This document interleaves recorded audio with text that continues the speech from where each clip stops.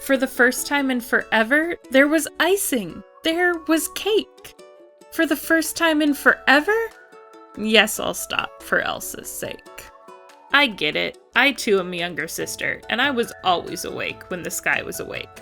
Still am, in fact. But I know how the untempered enthusiasm of a younger sibling can be challenging for the older one. Thus, I'll try and keep my proclivity for breaking into song and endlessly quoting movies in check today, while I review the Frozen Ever After dessert party in Epcot's World Showcase. The big question around special meals or events like the dessert party is always, is it worth it? We'll give you the heads up on this one right away. The answer is a solid yes. If you do it right by going in with the proper planning, the Frozen Ever After dessert party is absolutely worth it. Stay tuned to hear our review and our tips and tricks for how to make it worth your time and money. Before that, we want to take a moment to thank you all so much for watching. We're having an incredible time sharing our love of Disney with you, and we're so grateful for the opportunity to get to know as many of you as possible. Please remember to subscribe to our channel, like this video, and leave a comment below with your thoughts or questions, so we can grow in the Disney community together. Now, let's get to our happily ever after. Frozen ever after.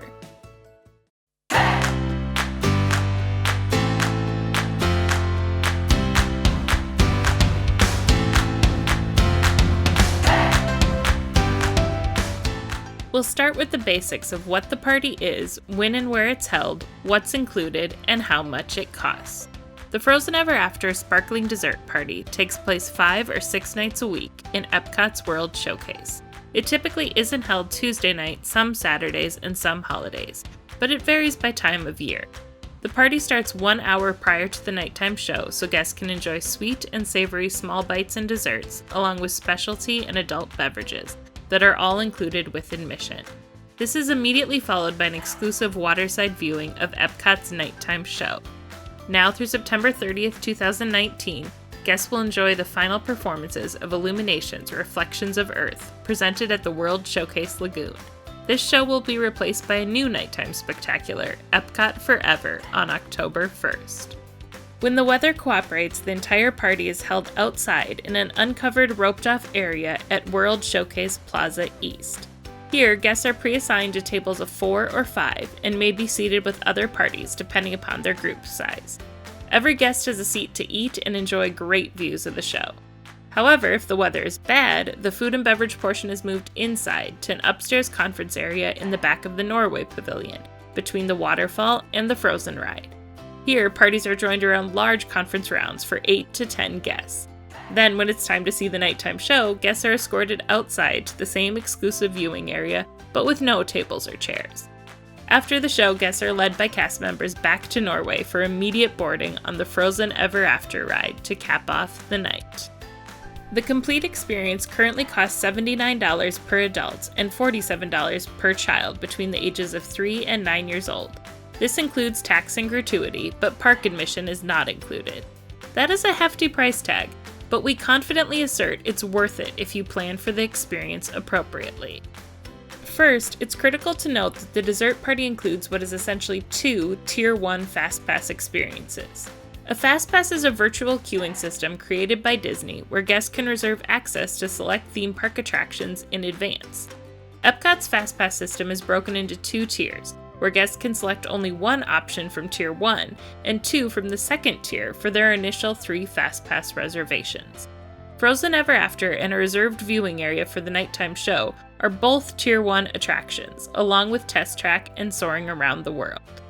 The designated FastPass viewing area for the nighttime show is just to the right of the reserved space for the Frozen Ever After dessert party. While the FastPass section is lined up with the center of the lagoon, the area right next to the water is roped off for safety, meaning guests are further back in the viewing area and there's no seating provided. Meanwhile, the dessert party provides seating in nice weather and it's immediately waterside. That makes it essentially a wash quality of viewing wise with the FastPass section, and it does it one better by providing chairs. Since a ride on Frozen Ever After, another Tier 1 attraction, is also included, that frees up one's Tier 1 FastPass selection for the whole day in Epcot to be able to select Soaring or Test Track, or even to go on Frozen Ever After a second time, with essentially no wait. Having these 2 Tier 1 FastPasses covered can also offer families a great deal of flexibility planning-wise, and free up time that would otherwise be spent in line for the ride and saving a spot for the show. If you're short on time and not planning to spend the whole day at Epcot, if you have little kids who are less interested in the World Showcase in particular, or if you just need a more flexible schedule and you purchased a park hopper ticket, one could book FastPasses for another park during the day and hop to Epcot during the afternoon or evening to experience some of the lower wait times attractions and shows without worrying about standing and waiting for these sought-after experiences. That can be a huge relief and a big time saver. Short of booking a room on the concierge level at one of Walt Disney World's resorts and paying the surcharge for additional FastPasses when that option is available, or paying thousands of dollars for a private tour in the parks, there's no other experience during normal park hours that grants guests 2 FastPasses, let alone 2 Tier 1 FastPass selections. This is a huge part of the value of this experience, and it can save one a great deal of time and money if planned appropriately.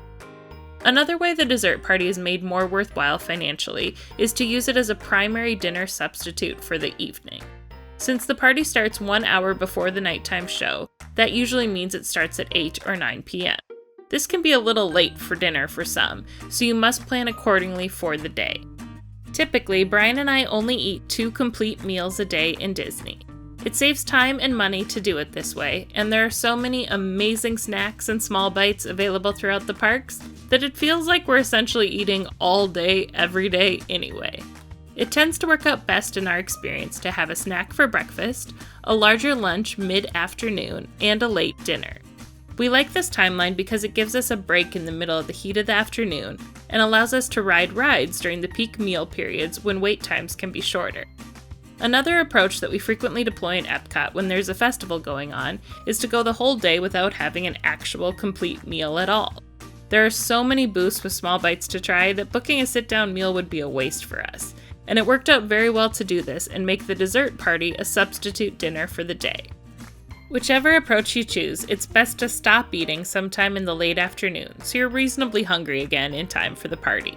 It can work well to share a few savory items from the food booths later in the day, then you'll be more satiated going into the party and more prepared for the onslaught of sugar in the desserts.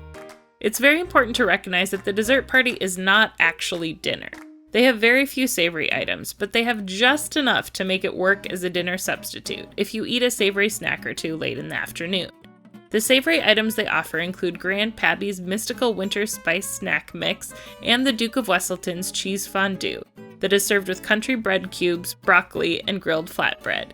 That is not a long list, but one can enjoy some filling fiber with the broccoli and protein with the cheese fondue, which is very good actually. The snack mix is pretty forgettable, but I found a couple of small plates full of the fondue with its various options to be quite filling. Follow that up with a plateful of water-rich fruit from Sven's Fresh Fruit with Berries platter, and I was all set for my quote-unquote dinner for the day and ready to move on to the many wonderful dessert options. I don't know if I was elated or gassy, but I was somewhere in that zone walking up to the dessert spread. I love to bake and try new desserts, so I was anxiously awaiting sampling the colorful array. My favorite was Olaf's warm double chocolate s'mores pudding cake.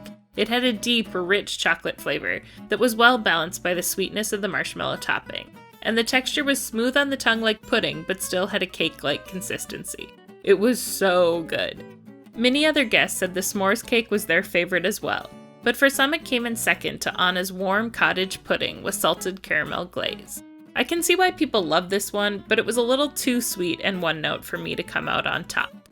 Another favorite at the party was Olaf's freeze-fried birthday cake mousse with cake crumbles and sprinkles. While I loved the fun of this station and the resulting dessert was decent too, I'm beyond confused by the name. There was no frying involved, there was no heating of any sort, so how is it freeze-fried? Also, what they were putting into the liquid nitrogen was already ice cream. It was already frozen. It was fun to watch them make it into a colder, hard ball to break with the spoon, but it was really an unnecessary step as they weren't flash freezing anything.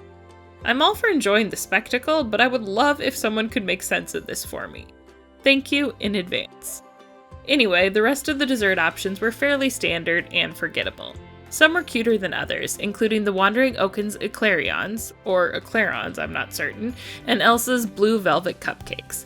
Both were very popular, and I particularly enjoyed the latter. The cupcakes were sweet but super moist, and they were a pretty vibrant blue. I probably consumed half a cup of food coloring in the 2 that I ate, but my color returned to normal soon enough. Moving on, there's the obvious financial implications of the party having an open bar with summertime cocktails, beer, and wine, as well as soda, coffee, and specialty non-alcoholic drinks included. I wasn't wowed by any of the options, standard or otherwise, but it's certainly one of the cheapest possible ways to have a couple of drinks in Disney. Plus, no one will judge you if you grab an extra soda to put in your bag for later. I admittedly speak from personal experience on this one, since I was told by a cast member it was perfectly fine to take one for the road. Finally, guests are given a party favor of special snowflake glasses to watch the nighttime show. These glasses look like disposable 3D glasses, but instead they turn beams of light into snowflakes. While they're certainly not a standalone reason to attend the dessert party, they're a fun little extra to enjoy while watching the fireworks if you'd like. Save for a few food items that were completely forgettable, our review of the event has been overwhelmingly positive thus far, as we explain to you why this dessert party is worth your time and money, and the best way for you to maximize both. Now, we need to address how Disney ought to improve this experience to make it an absolute must-do. What needs improvement is the theming. In an attempt to obtain the Frozen look and feel, the party utilizes ice blue tablecloths, character candle holder centerpieces, and painted wood cutouts of the main characters displayed on the buffet line. Also, the food items are rather inexplicably named after different characters. Don't ask me why they're called Hans's key lime tarts with orange glitter glaze, or Kristoff's no sugar added lemon curd with blueberry. They just are. I get they're trying to be cute, but when there's no possible connection to the story, it's more of a joke to me than anything. Who knows, maybe they're trying to encourage kids to try different items by naming them after their favorite characters. Then again, it usually isn't a struggle to get kids to eat dessert. The Frozen Ever After dessert party is as themed as your typical 3-year-old's birthday nowadays. Which, well, that's a whole other conversation. But basically, when a Disney event is less themed than your average Pinterest board, it's time for Disney to up the ante. Throw in a snowmaking machine. That would be magical, especially when it's so hot and the party takes place outside in an open, uncovered area. Or Disney could go for the obvious plus-up of adding characters. Even if Anna and Elsa are not available due to their prior engagements in the Norway Pavilion, why not add Kristoff, or Olaf, or both? They could throw in the Duke of Wesselton, Oaken, or Hans just to mix it up. The Galactic Spectacular dessert party at Hollywood Studios has the Stormtroopers walking around. Why not have a couple of characters walk around at this one to increase the overall theming? I think that would solidly elevate the party from worth it to a must-do. The other beef I have with the theming is probably more of a personal judgment for me than something anyone else really cares about. Still, I have complaints about the display cake centerpiece on the buffet line. I love going to Disney over the holidays to see their incredible gingerbread displays at the resorts. They clearly show the high level of baking mastery and artistry that exists among cast members. So that makes me question why this cake is entirely phoned in. Not to toot my own horn or anything, but I could make that cake, and I'm just a home baker.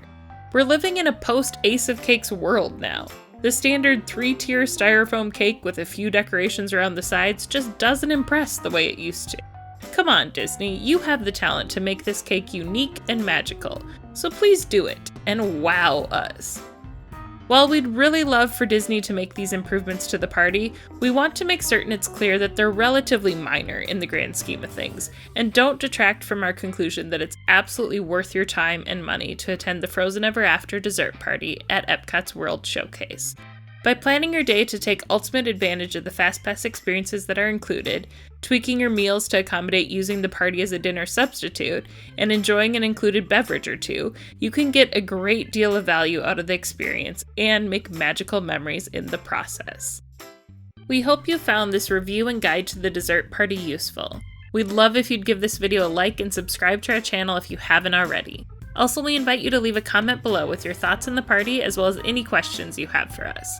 We can't wait to hear from you and to tell you about more specialty experiences in Disney soon. Until then, remember to hug your loved ones, cherish the memories, and always continue seeking the magical.